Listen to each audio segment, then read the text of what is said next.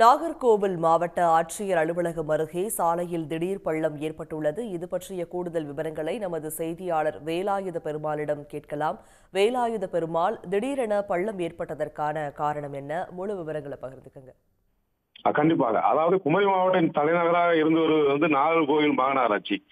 இந்நிலையில் நாகர்கோவில் மாநகராட்சி பகுதியில் அமைந்துள்ள மாவட்ட ஆட்சியர் அலுவலகம் அருகே உள்ள முக்கிய சாலையான வாட்டர் டேங்க் சாலையில் பல அடி ஆழத்துக்கு திடீரென ஒரு பள்ளம் தோன்றியுள்ளது.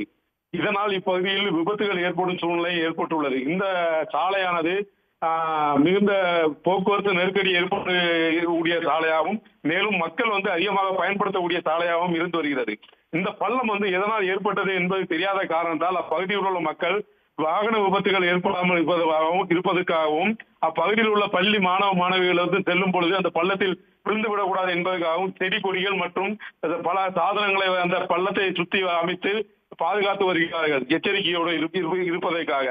இந்த பள்ளம் ஏற்படுவதற்கு சில காரணங்கள் பகுதி மக்கள் சொல்வது என்னவென்றால், நாகர்கோவில் பகுதியில் பாதாள சாக்கடை பணிகள் நடைபெற்று வருவதால் அந்த பாதாள சாக்கடை பணிகளின் பாதிப்பினால் இந்த பள்ளம் ஏற்பட்டிருக்கலாம் என்றும், ஆகையால் உடனடியாக நாகர்கோவில் மாநகராட்சி அலுவலர்கள் உடனடியாக அப்பகுதியை பார்வையிட்டு அந்த பள்ளம் எதனால் தோன்றியது என்று ஆய்வு செய்வதோடு அந்த பள்ளத்தை உடனடியாக சரி செய்ய வேண்டும் என்றும் கூறியுள்ளார்கள். திடீர் பள்ளம் சாலையில் ஏற்பட்டுள்ள காரணத்தால் அப்பகுதியில் பரபரப்பு ஏற்பட்டுள்ளது.